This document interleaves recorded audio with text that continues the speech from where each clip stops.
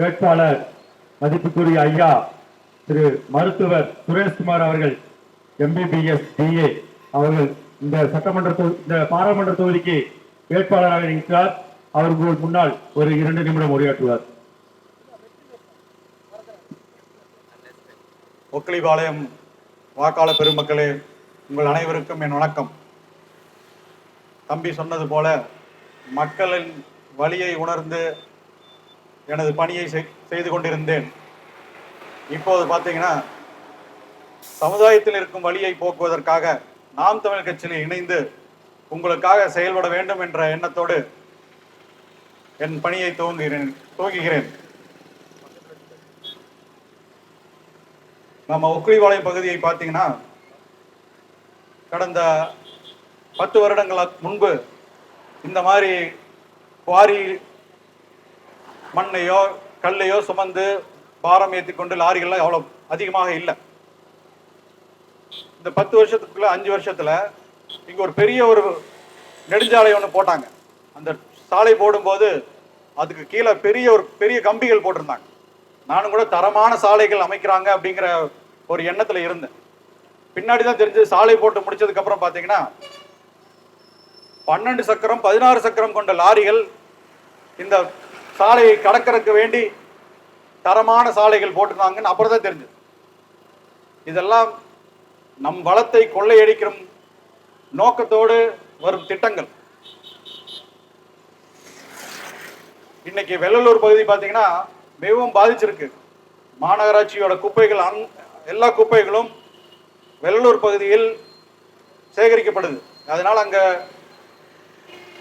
காற்று மாசுபடுது, சுகாதார கேடுகள் நிறைய இருக்கு.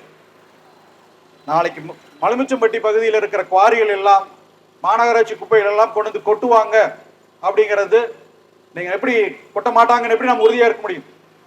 அதனால மலுமிச்சம்பட்டி மக்கள் விழிப்புணர்வோடு இருந்து இந்த தேசிய கட்சிகள் கொண்டு வரும் திட்டங்களை நிராகரித்து நமக்கான பாதுகாப்பான சூழல் நாம உருவாக்கி கொள்ளணும். அப்படி இந்த கனிம வள கொள்ளைக்கு எதிர்த்து போராடி கொண்டிருக்கும் ஒரு நல்ல கட்சி நாம் தமிழ் கட்சி மட்டும்தான். அதனால மக்கள் சிந்திச்சு வாக்களிக்கணும்.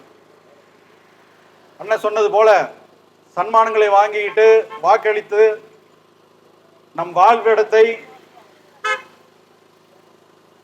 நாம் இழந்துவிடக்கூடாது. அதே போலதான் இங்கு தொழிற்சாலைகள்லாம் பெருகிட்டு வந்திருக்கு.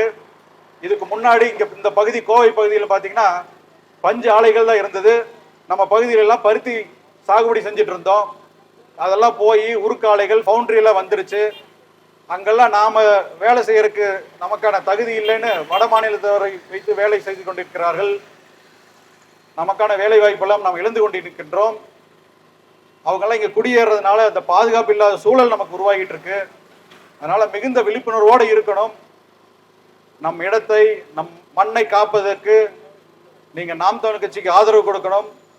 இந்த நிலத்தின் பிரச்சனைகள், இந்த மக்களின் பிரச்சனைகளை சரியாக கவனம் எடுத்து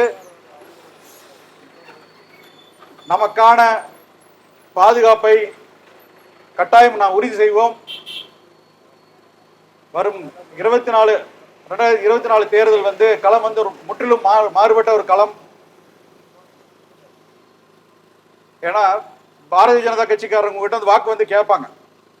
நீங்க உங்ககிட்ட கேட்கணும் ஒரு கேள்வி, நீங்க ஹிந்தி படிக்கிறது கட்டாயமான்னு கேளுங்க.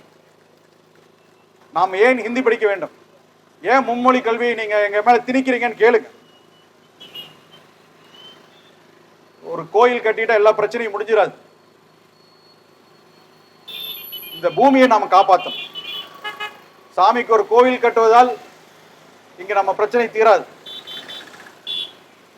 அதனால ஒக்கலிபாளையம் மக்கள் சிந்திச்சு இந்த 2024 தேர்தலில் சரியான வேட்பாளரை நீங்கள் தேர்வு செய்ய வேண்டும் என்று வேண்டி கேட்டுக்கொள்கின்றேன். வாய்ப்புக்கு நன்றி, வணக்கம்.